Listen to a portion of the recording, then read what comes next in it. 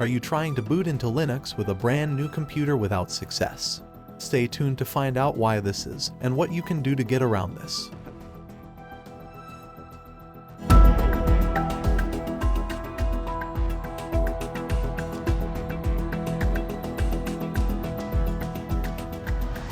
Have you heard of trusted execution technology? I suspect you haven't.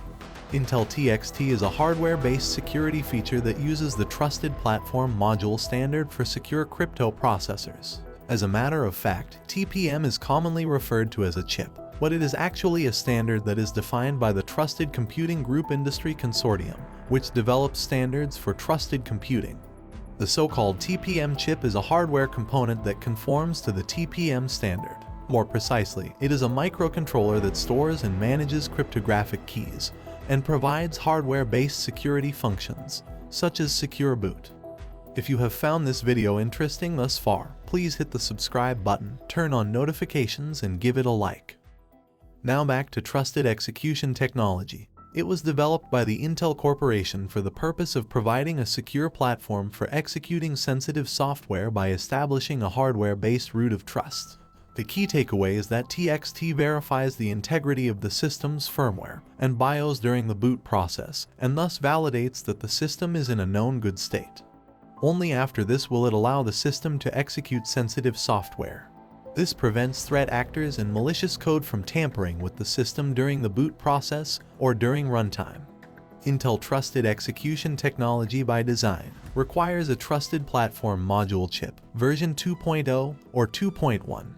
This technology is primarily used on servers but is being adopted also into business workstations.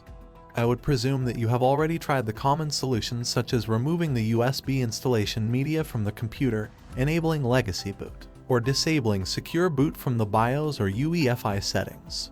If your computer is fairly new, chances are it is using Intel Trusted Execution Technology. To disable this feature, switch your computer system on and enter the UEFI BIOS firmware settings. There you will find an option for Trusted Execution Technology. It is most likely under an option such as Trusted Platform Module or Security Chip on the Security tab.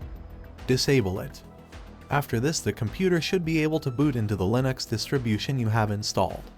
If you have enjoyed this video, please click the subscribe button, turn on all notifications, and give the video a like.